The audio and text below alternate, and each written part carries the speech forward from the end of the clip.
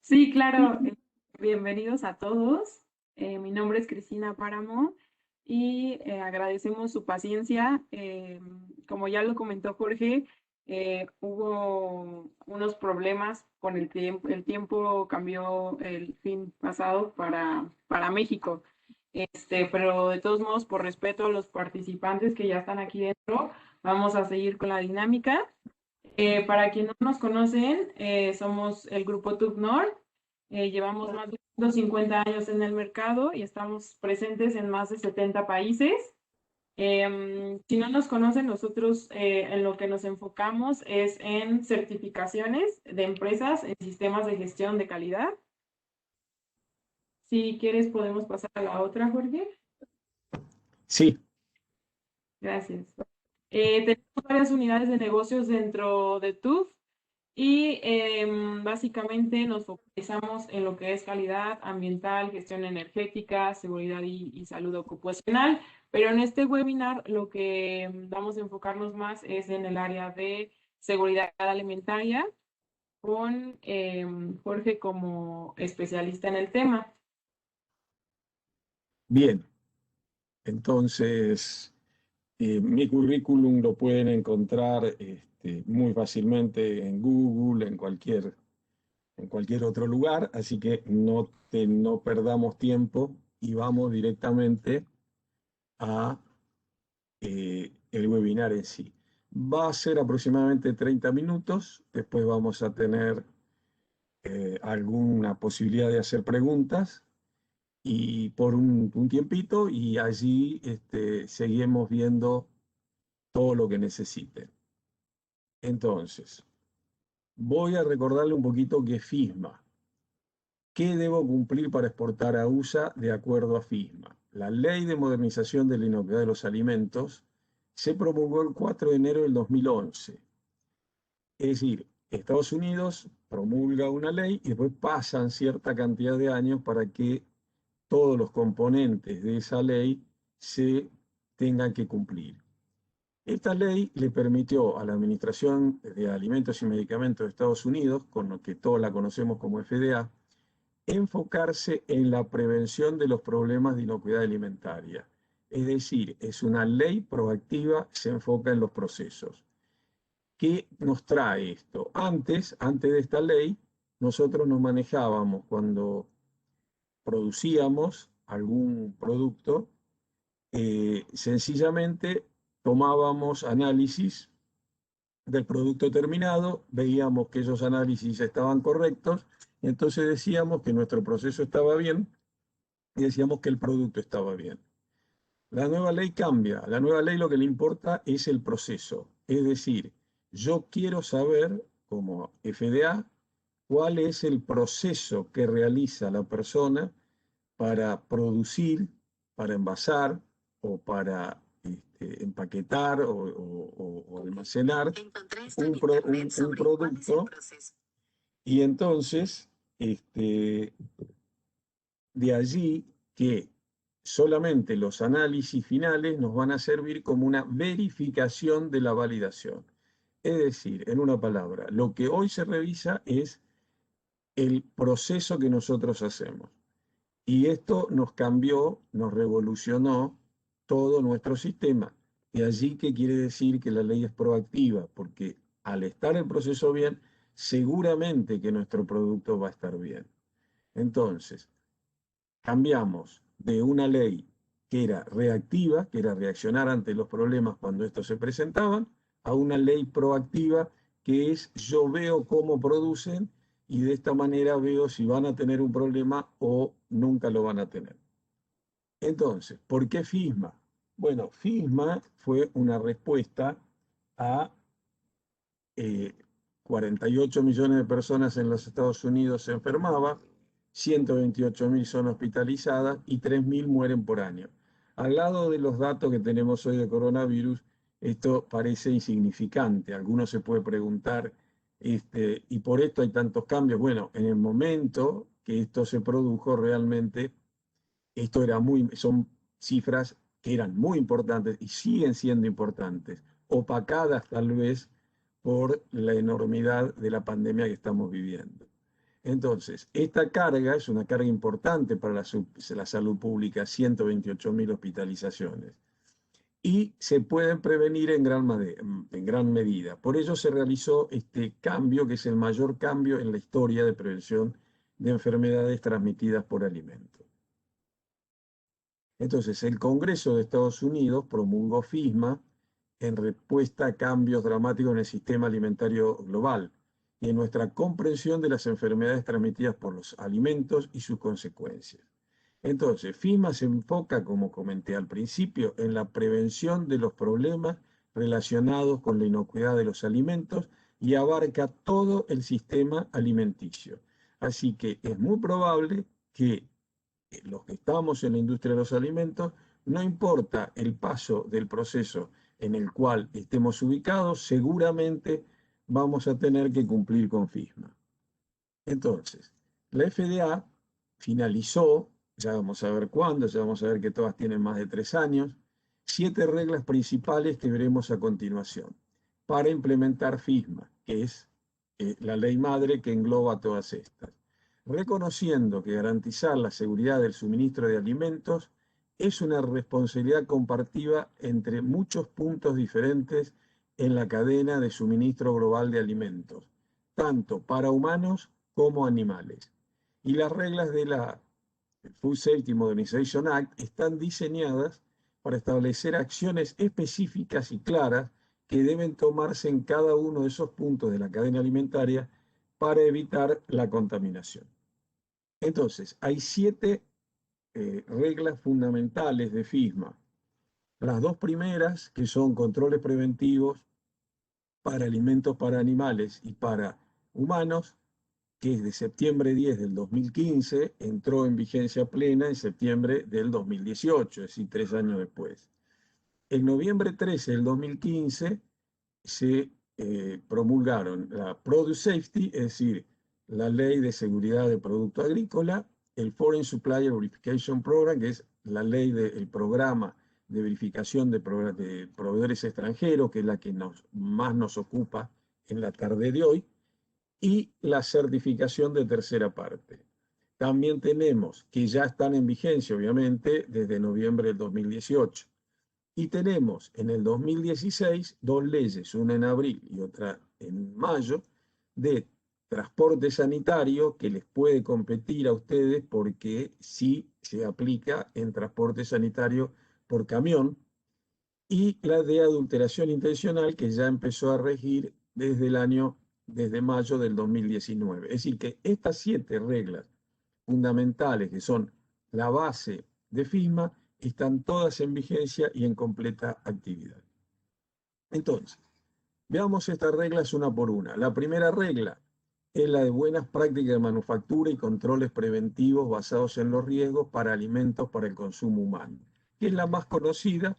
Es muy probable que algunos de ustedes, ya sean PCQI, hayan hecho el curso correspondiente, que es la norma 21 CFR 117, y esta requiere que las instalaciones tengan un plan de iniquidad alimentaria por escrito, que dentro de ese plan debe incluir un análisis de peligro y los controles preventivos basados en riesgo para minimizar o prevenir peligros de inocuidad que fueron identificados en el mismo análisis de peligro.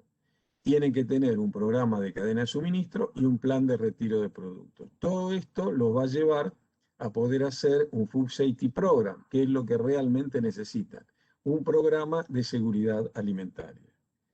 Para los que producen alimentos para animales o los que hacen alimentos para humanos y que también hacen para animales, tenemos la 21 CFR 507, que es básicamente similar en un todo a la 21 CFR 117, simplemente que se enfoca básicamente en los animales. Y cuando hablo de animales, y para eso está el dibujito en este slide, es no solo no solo vacas, cabras, ovejas, sino también las mascotas, porque cuando uno producía o produce en algunos casos este alimento para mascotas, suele estar contaminado en muchos casos con salmonela.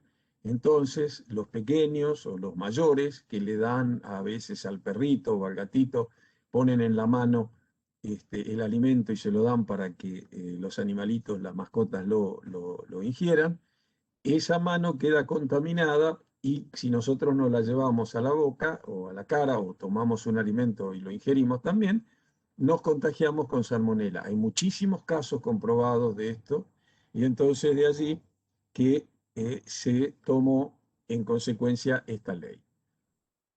Después, la tercera, tal vez tan importante o más que las otras dos, y es la que fundamentalmente aplica a México, es la regla de, eh, de producto agrícola para el cultivo, cosecha, empaque y almacenamiento de productos agrícolas frescos.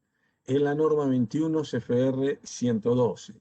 Esta norma, un concepto muy importante, es que se deben tomar las medidas adecuadas para minimizar el riesgo de graves consecuencias adversas para la salud o la muerte por el uso o la exposición de los productos cubiertos por esta norma, incluidas aquellas medidas razonablemente necesarias para evitar la introducción de peligros conocidos o razonablemente previsibles en los productos cubiertos, y para proporcionar garantías razonables de que el producto no está adulterado bajo la sección 402 de la Ley Federal de Alimentos, Medicamentos y Cosméticos debido a tales peligros.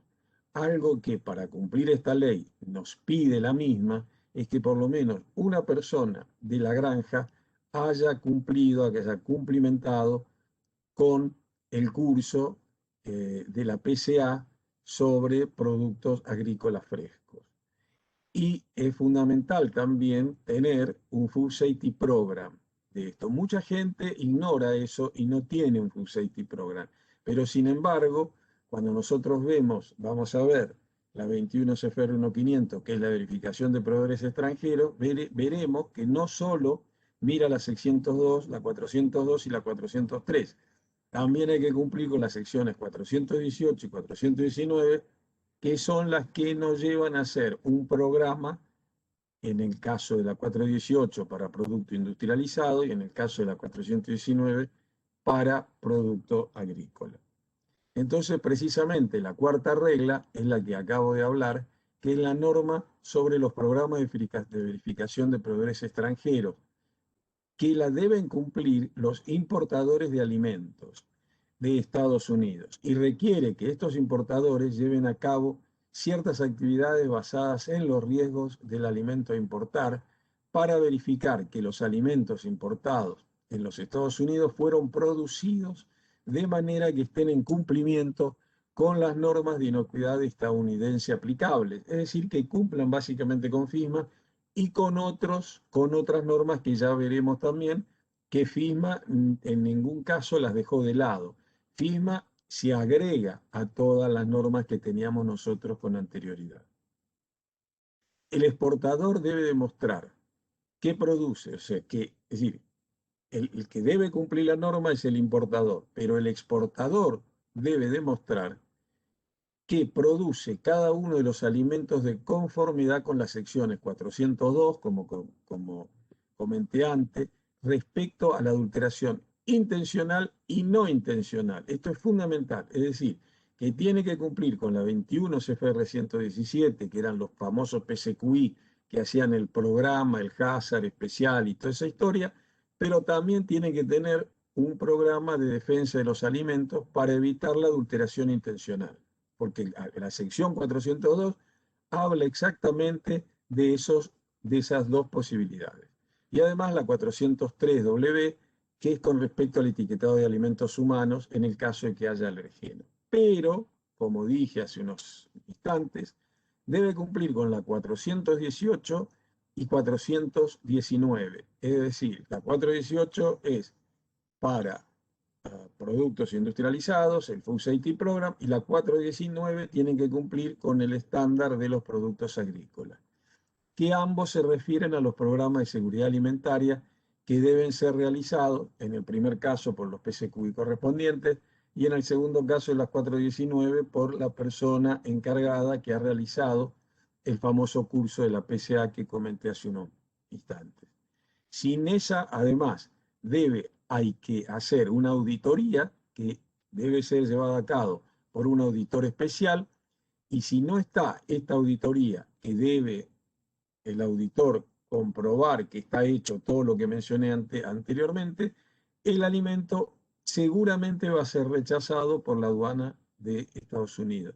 Lamentablemente tenemos muchísimos casos, yo trabajo en eso, es mi especialidad, es resolver los problemas cuando los problemas llegaron, resolverlos antes, pero en general a uno lo llaman cuando ya el problema está, es como el médico, lo llaman cuando uno está enfermo. Y realmente es permanente el rechazo de productos por la aduana de Estados Unidos por no cumplimentar eh, lo que acabo de comentar. Entonces, la quinta regla habla de la acreditación de auditores externos y los organismos de certificación.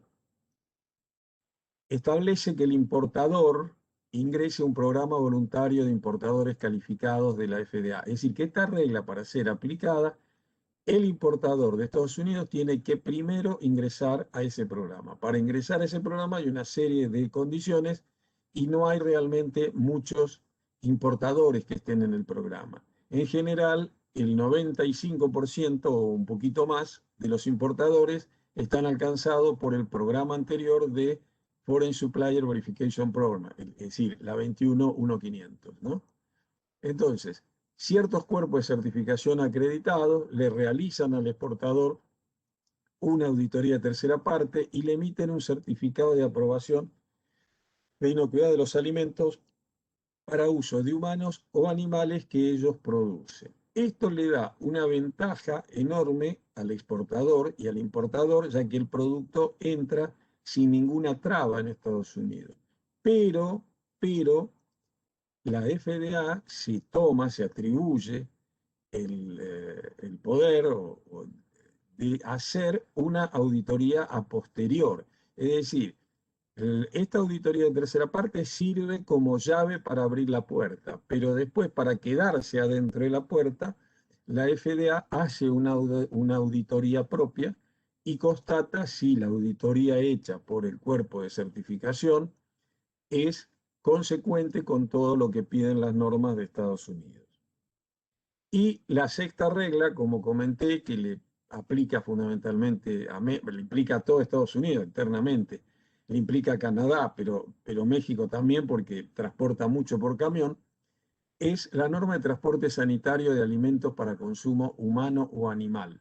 Incluye los esfuerzos para proteger a los alimentos desde la granja a la mesa, manteniéndolos seguros de la contaminación durante su transporte. La regla no aplica a transportación por barco o avión, es decir, he sido claro, aplica a camión. En la norma 21 CFR parte 1, su parte O. Es decir, es un tema de desarrollo importante también para todos los productores de México que envían sus productos a través del sistema vial.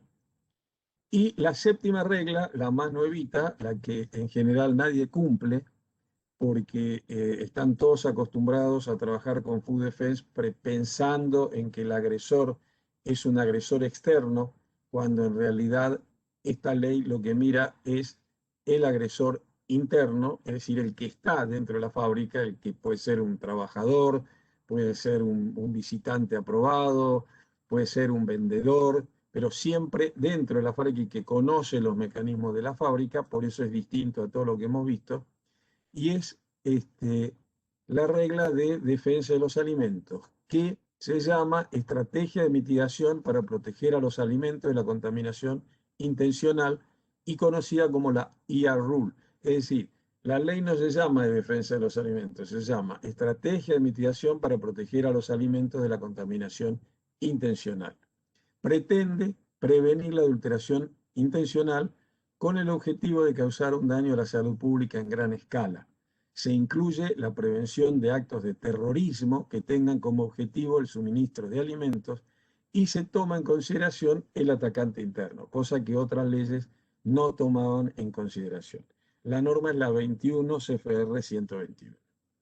Entonces, todo lo anterior no anula el cumplimiento de otros programas, que son reglas de cumplimiento efectivo, son leyes. Por ejemplo, la 21 CFR 113, que es para alimentos enlatados de baja acidez, la 114 para alimentos enlatados de alta acidez, la 115 para alimentos ácidos naturales, tenemos la 21123 de productos del mar, la 21120 para jugos, tenemos que cumplir las normas de EPA o las de la ordenanza de leche pasteurizada, es decir, o las normas de USDA para carnes, es decir, todas estas normas siguen vigentes y en actividad. Y es más, cuando uno hace un programa de Food Defense, en general, en la 21 CFR 123 va a encontrar los procesos de sanitización adecuados para la empresa que ustedes tengan.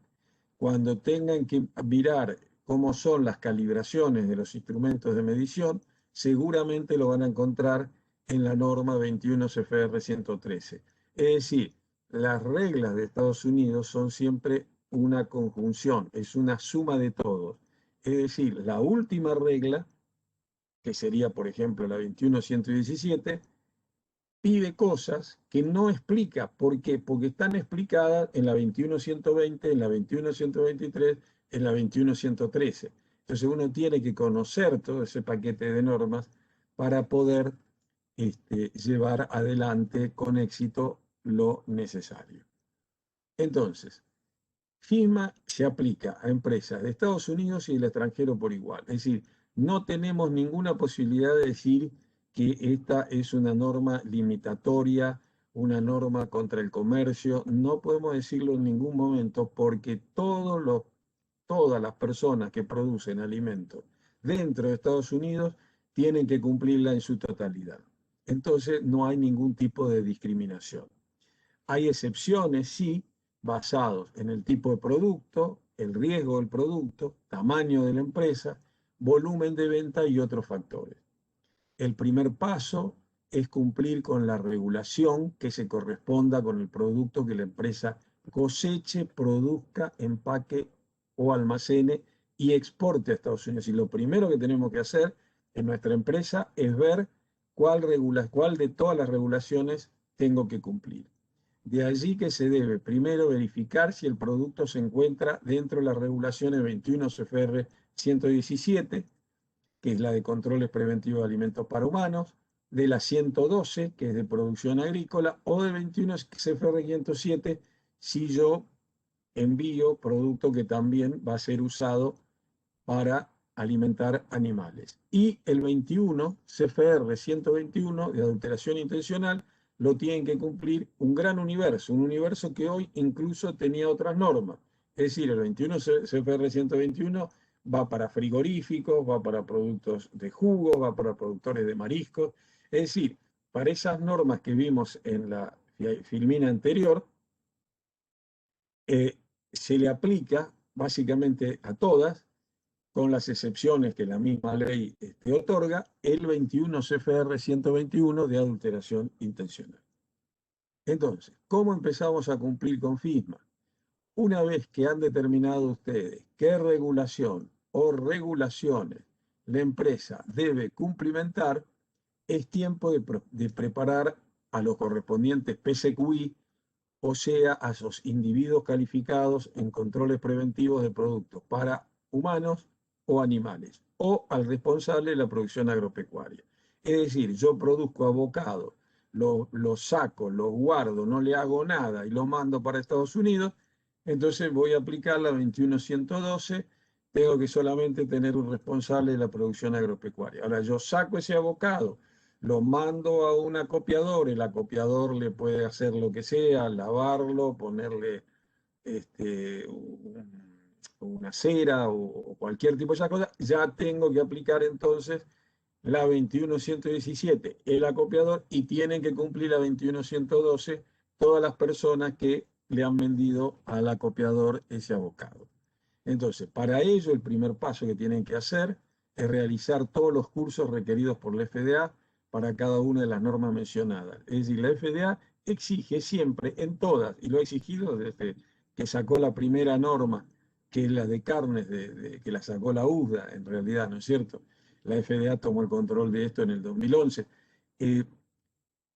Desde ese momento pide cada norma que haya una persona que esté preparada convenientemente en el conocimiento total de la ley y que sepa realmente qué es lo que debe hacer.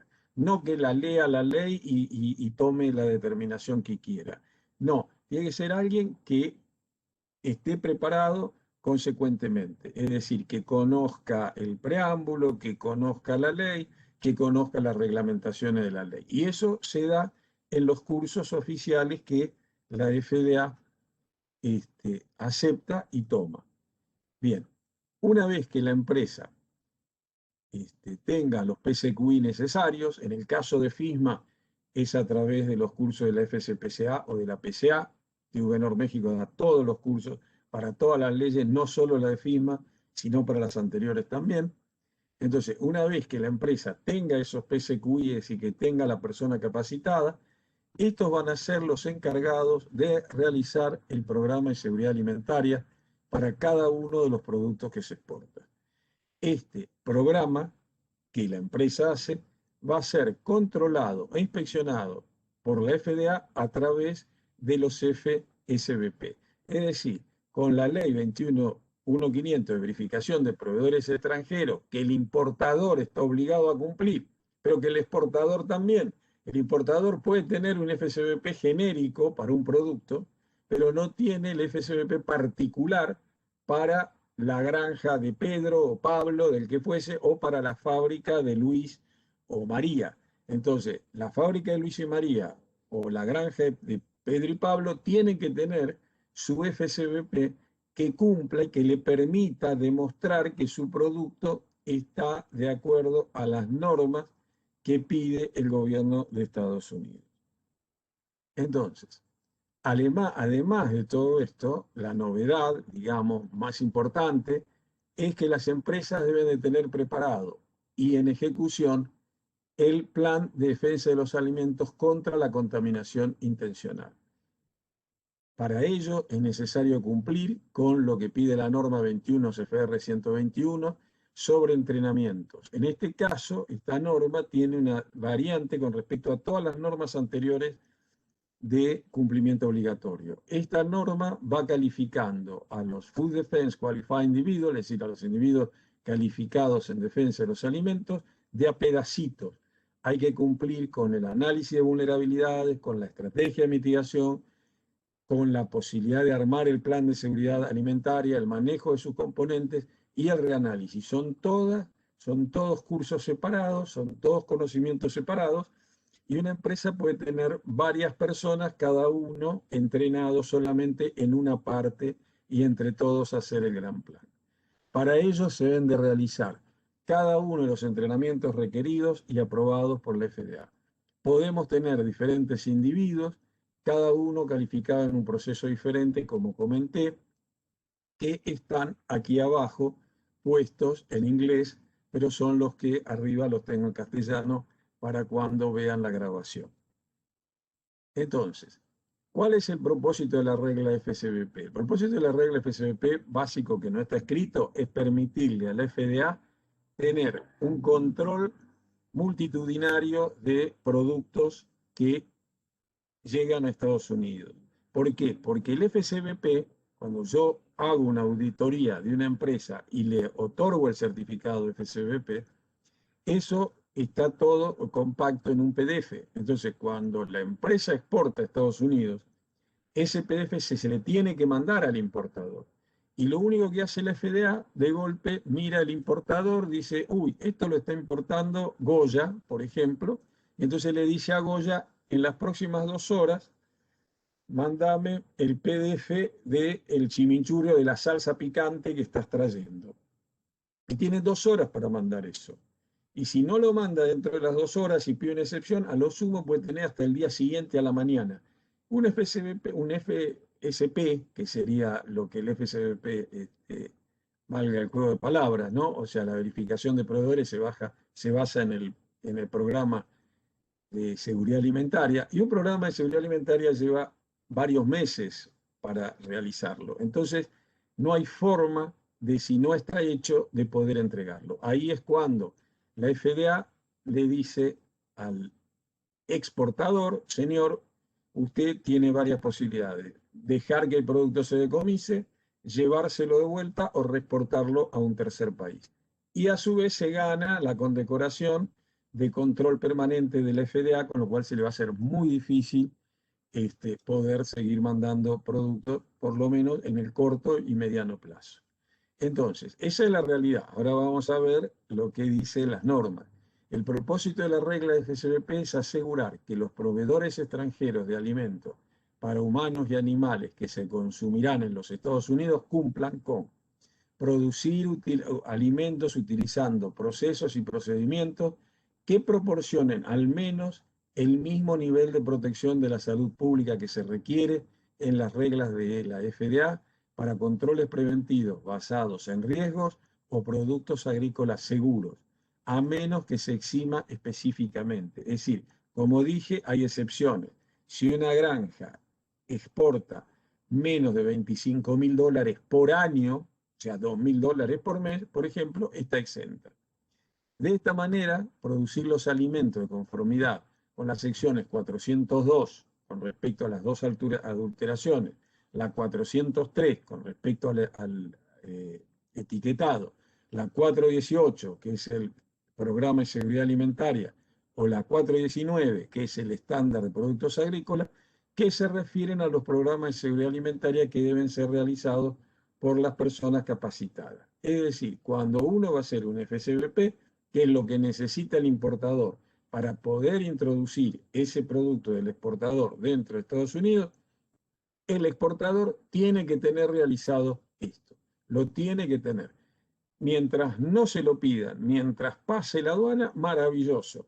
El día que le toca, que cada vez son más cortos los plazos donde se controlan a los exportadores y a los productos, entonces ahí si no lo tiene, vienen los grandes problemas y es difícil tener una solución en el corto plazo. Generalmente la solución tarda algún tiempito en poder realizarse. Entonces, las actividades de verificación. Antes de importar, los importadores deben seleccionar y llevar a cabo una o más actividades de verificación apropiadas para verificar que los peligros requeridos para ser controlados por sus proveedores se han minimizado o prevenido significativamente. Se requieren actividades de verificación para todos los peligros que requieran un control y los importadores deben determinar en su FSBP, es decir, el importador debe tener un FSBP de cómo producir abocado, no solo las actividades de verificación apropiadas, sino también la frecuencia de esas actividades basadas en el riesgo alimentario y las evaluaciones de los proveedores.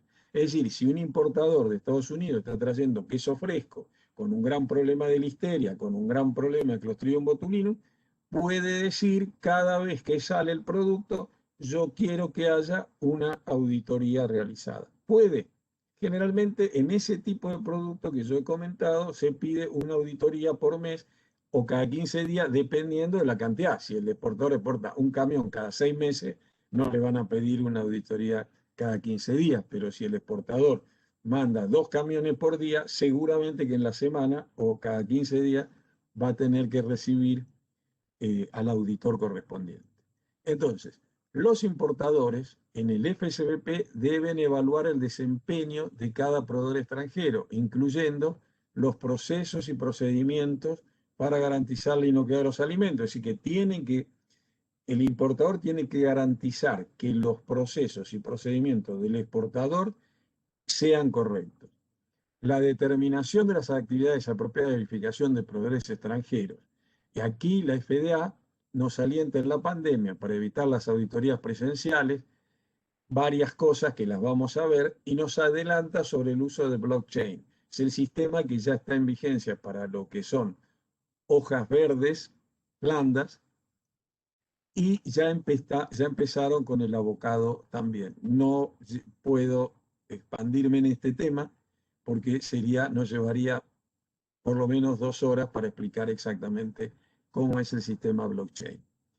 Pero una cosa que sí tienen que hacer el importador y el exportador tiene que proveer el historial de cumplimiento de ese proveedor extranjero sobre los requisitos de seguridad alimentaria. Para eso la FDA sacó una página web que la llama Dashboard de la FDA, donde ustedes entran, ponen el nombre de su empresa y van a ver toda su historia, van a tener todo, lo que hicieron bien, lo que hicieron mal, si tienen algo pendiente, está todo ahí. Entonces, el importador, para poder comprarle al exportador, tiene que ver que esa historia esté perfecta, que no haya ningún débito, que no hay ninguna deuda con la FDA. Si la FDA les dijo que tenían que cambiar el baño, ustedes cambiaron el baño, pero todo tiene que estar perfecto. Entonces, los importadores de USA deben aprobar a cada proveedor extranjero y tener procedimientos escritos para garantizar el uso de proveedores extranjeros aprobados solamente.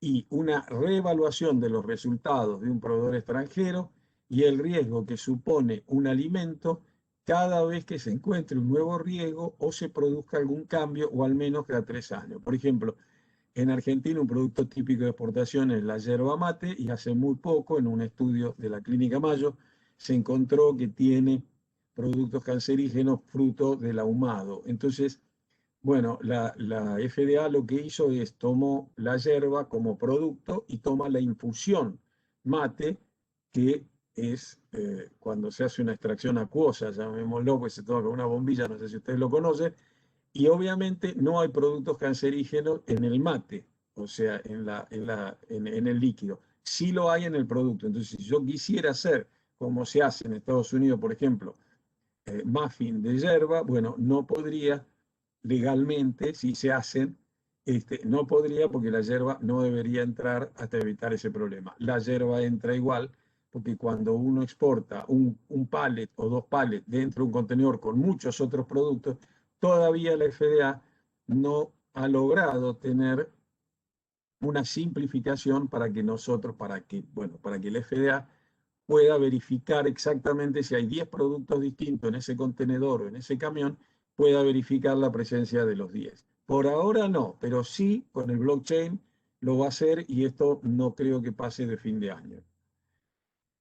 Entonces, las actividades apropiadas de verificación. Si el producto es un producto SACODA, es decir, que produce una consecuencia de salud pública importante a los humanos o a los animales, no me deja otra alternativa que hacer una auditoría. Este es un problema con la pandemia. Quiere decir que si yo quiero exportar un producto por primera vez que pueda tener un peligro como un Clostridium botulinum, que obviamente produce la muerte, no puedo hacerlo hasta que yo no tenga una auditoría presencial. Una vez que tenga esa auditoría presencial, después puedo usar varios parámetros en base al dictamen del auditor que para seguir adelante sin necesidad de seguir realizando auditoría. Uno es, por ejemplo, el muestreo y pruebas, otro es revisión de los registros de proveedores extranjeros que demuestran que la producción de alimentos es segura, y otras actividades de verificación apropiadas para los peligros conocidos o razonablemente previsibles que requieran un control. Estos son todo lo que he mostrado y puesto son extractos de las diferentes leyes. No hay nada más que no sea ley, a excepción de los comentarios que yo hago. Entonces, ¿quién debe desarrollar mi FSBP y realizar actividades FSBP? ¿Cualquier persona? No. Es necesario que sea un individuo calificado, que es una persona que tiene educación, en fin, un montón de cosas que no es fácil de conseguir y que además tenga la facilidad de hablar inglés y el idioma respectivo. En mi caso, yo hago FSBP en América y España porque hablo castellano e inglés. Me han invitado muchas veces a hacer FSBP en Italia y no lo hago porque no hablo italiano. Entonces, yo tengo obligatoriamente, en caso que voy a hacer un FSBP, o cualquiera en mi lugar, eso es obvio, tiene que tener la condición de hablar las dos lenguas, ¿no? Muy bien.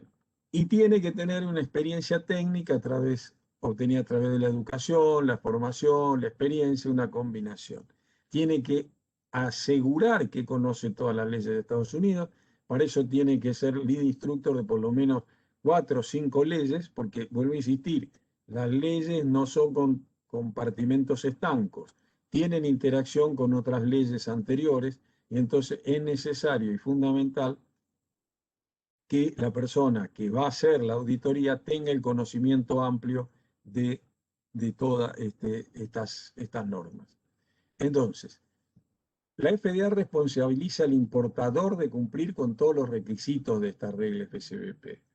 Pero vamos a suponer que un importador no haya hecho el FCBP. ¿Qué es lo que pasa?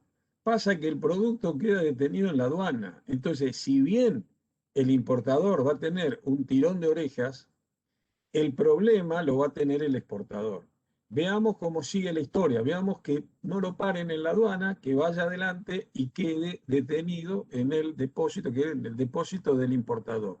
Llega la FDA, pide el FCBP y entonces hay dos culpables. El importador, al cual le van a decomisar la mercadería, o por lo menos se la van a retener hasta que muestre algún FCBP correspondiente, y el exportador, porque el exportador tiene la obligación de conocer esta ley. Entonces el exportador tiene que tener su FCBP. El importador puede decir, yo no lo tengo, la FDA le va a decir, bueno, al exportador se va a comunicar y va a decir, señor, mire, acá hay una mercadería suya, hemos hecho una inspección a esta empresa, dice que no tiene el FCBP, usted tiene su FCBP, usted ha hecho, tiene un Food Safety Program, tiene estos elementos, envíemelos, porque si no nosotros lo vamos a tener que poner también en la prohibición de exportar. Es decir, que hay que tener cuidado con esto, porque muchos importadores no conocen la ley, importan tranquilamente, el exportador se queda tranquilo porque el importador no le dijo nada y de golpe recibe la ola, pero en vez de ser una ola de una playita serena, es una ola de un tsunami y se lo lleva puesto con toda la empresa. Entonces, la regla FCBP permite que el importador dependa de otros, incluidos sus proveedores extranjeros. Lo primero que va a hacer el importador es decir, mi proveedor extranjero se olvidó de mandarme el FCBP, me dijo que lo tenía. Esto va a ser así, esto es así. Cada uno cuando llega el momento de salvarse, agarra el bote más cercano para salir del barco. ¿No es cierto? Entonces, eh, ese FCBP del proveedor extranjero pueden hacer muchas cosas, siempre y cuando cada una de esas cosas o esas funciones sea realizada por un individuo calificado. Es decir, ustedes no pueden decir, acá está el mío, lo hizo el ingeniero fulano de tal. No, eso no tiene ninguna supervisión. Ustedes necesitan que haya una persona que les verifique que eso está bien. Y esa persona no es cualquiera, no es un auditor general de cuerpo de certificación. Tiene que tener otras condiciones, como dije, entre ellas el pleno conocimiento de las leyes de Estados Unidos, ¿no? El importador puede no confiar en esa auditoría realizada por el proveedor y dice, señores, no me sirve, yo les mando mi individuo calificado y ustedes tienen que aceptarlo.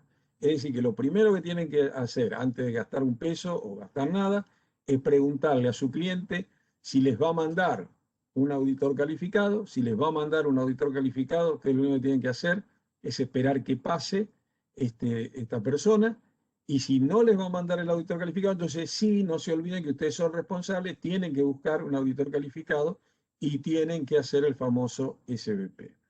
Entonces, las auditorías FCC 22000, BRC, o sea, la que llamamos GPCI vulgarmente, la ISO 22000 o cualquier otra de cuerpo de certificación, no tienen ningún valor para la FDA, son solo de carácter comercial. Es decir, si ustedes van y le dicen a la FDA, mira, acá tengo hace 10 años que estoy aprobado y que tengo mis certificados de FCC 22000, de BRC o ISO 22000, la FDA le dice, muchas gracias, siga por su camino. De hecho, el 4 de enero del 2011, el presidente Obama dijo, cuando presentó esta ley, que yo tuve la suerte de estar ahí, y dijo algo muy claro, dijo, agradecemos a las normas ISO, agradecemos a GFCI, que nos han dado la base de lo que hoy nosotros estamos proponiendo. Pero ellos van por un camino, que es el camino de la calidad, y nosotros vamos por el camino de la inocuidad. Hoy se bifurcan nuestros caminos. Ojalá que algún día se vuelvan a volver a encontrar. Es decir, fue clarito, no sirven desgraciadamente por el momento, puede ser que en un futuro y con cambios sí sirvan. De hecho está la auditoría de tercera parte, que la hacen las certificadoras comerciales, pero esto es todo lo que tienen que saber. Así que, ¿cómo realiza la FDA este control del cumplimiento de las empresas exportadoras, sobre todo estas normas mencionadas, sin ninguna inspección física, esto es lo que le dio la habilidad a la FDA, no tiene que ir más a ver la planta. Entonces, con el uso de esta norma 21 CFR 1500 de verificación de proveedores extranjeros. Es decir, la FDA se basa fundamentalmente en las auditorías de proveedores extranjeros. Ustedes piensen que cuando uno va a hacer una auditoría de proveedor extranjero, una 21 CFR 1500, y lo contratan para hacerla, hay dos tipos de auditoría, la consultativa y la regulatoria. Cuando lo llevan por una consultativa, uno no necesita, a menos que encuentre alguna barbaridad, informar a la FDA de los descubrimientos. Cuando uno hace una auditoría 1500 de inspección, está directamente vinculada con la FDA y entonces tiene que automáticamente avisarle a la FDA que tenemos un problema. Bueno, en el futuro se seguirá usando también no solo esta herramienta, sino el blockchain, que es mucho más rápido y mucho más directo, y se evitarán todas las inspecciones físicas ya a partir de ese momento. Para que tengan una idea, la FDA llevaba más o menos 2000 inspecciones por año en total con sus inspectores, y de esta manera está haciendo 20.000 inspecciones por mes. Dentro del millón de productos que entran por mes a Estados Unidos, 20.000 es un número infinitamente pequeño, pero ya llegó a 20.000 y se espera que a fin de año esté en las 100.000, ya sería el 10% de los productos que entran, con lo cual hoy es el 2%, con lo cual allí, si no tenemos todas las cosas en regla, si no hemos cumplido con toda esta norma, si no hemos cumplido con todo lo que expliqué, vamos a probablemente dejar de exportar a Estados Unidos hasta que podamos tener cumplimiento. Bueno, muchas gracias por su presencia. Nosotros acá tenemos las páginas donde nos siguen y Sí, está en eh, manos ahora de Cristina lo que sigue. Que de paso te comento, Cristina, me acaba de llegar la información por mail de que tengo que empezar el nuevo, es decir, como te comenté, en mi caso no hubo cambio de horario. Tendríamos que estar empezando ahora, digamos. sí, claro. Muchas gracias, Jorge, por toda la explicación. La verdad es que para los que no saben, como trabajamos muy de cerca con nuestras filiales, Jorge está ubicado en Argentina y hacemos este tipo de webinars para, obviamente, invitar a nuestra audiencia a que conozcan más de los temas junto con nuestros expertos. Y en estos momentos vamos a dar el espacio de preguntas y respuestas. Si pueden ponerlas por el chat, recuerden, no tienen habilitado su micrófono, por lo cual es importante que los manden por el chat. Yo no Eh, lo creo. Osvaldo nos escribe y dice, consulta para las empresas globales, PDE, casa matriz en Estados Unidos. Eh, No sé si pues para exportar tienen que calificar con FSV. Todas tienen que calificar con FCBP o estar en el programa de auditorías de tercera parte. En general, las empresas multinacionales que tienen base en Estados Unidos tienen sus propios técnicos, hacen sus propios FCBP, hacen sus propias auditorías, y lo que tenemos en la FDA, los grandes datos que tenemos en la FDA en general, que lo hacen mal. ¿Por qué? Porque cuando una misma empresa hace su propia auditoría, en general va con los problemas que conoce. O sea, no tiene un conocimiento de otros problemas. Por eso esta ley es muy importante, que pide una tercera persona, pide una tercera parte. O sea, el auditor de FCBP no tiene que tener una ligazón, no tiene que tener ningún tipo de contacto con la empresa, de manera tal que va a ir con una visión diferente a la del corporativo global y probablemente va a encontrar problemas que el corporativo no encuentra, porque todo el corporativo ha hecho un análisis de ese producto, ha hecho análisis del proceso y está convencido que eso es lo que está bien. Entonces, lo ideal, lo que están haciendo empresas como Nestlé, como Mondelez, por ejemplo, doy los nombres porque están haciendo algo interesante, si no, lo que hacen la cosa mal mejor no los demos, están contratando precisamente gente que no tiene nada que ver con el grupo, que les haga este tipo de auditoría que de paso les sirve a ellos para mejorar. Es decir, si viene un tercero y le encuentra algo que el corporativo no veía, obviamente le da una mejora importante y les lleva a que cumplan la ley en forma más eficiente, ¿no? Creo que esa es la pregunta y esa es la respuesta, me parece. Sí, cuando pone también para evitar una incidencia en el resultado.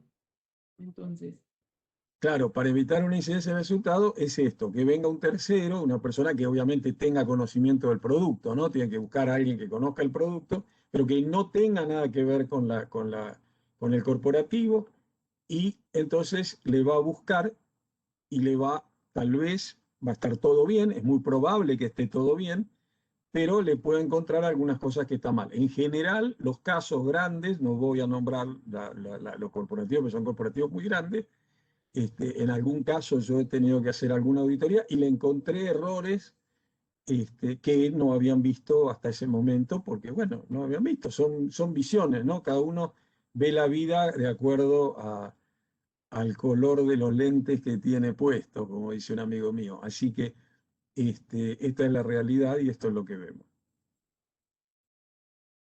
perfecto.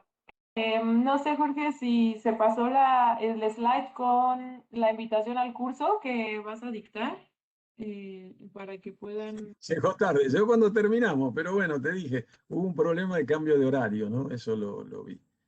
Pero ya está. Pero hay Y un el curso que slide. voy a dar, Ajá. no puse la diapositiva, el próximo que estamos dando es un curso de Food Defense, porque soy el único, tengo la suerte de ser el único instructor latino que hay, que habla en español y puede dar el curso en español. Bueno, Voy eh, a, voy a poner por el chat el link con toda la información del curso. Este, aquí están. Gracias, Osvaldo. También saluda desde Argentina. Muchas gracias por el tiempo. Les dejé yo el link para que puedan ver todas las especificaciones de este curso que se va a dictar del 11 al 14 de mayo con una duración de 4 días. En total son 35 horas. sí, más o menos. El comentario, estaríamos recibiendo sus correos. Ya también dejé mi correo por cualquier duda que tuvieran e inquietud. Agradecer a la audiencia por participar. A Jorge también. Muchas gracias por su disposición. Y les recordamos también que va a estar grabado y en nuestro canal de YouTube para que posteriormente lo puedan ver. Muchas gracias a todos. Muchas gracias, buenas noches y espero que le haya servido lo que les he explicado.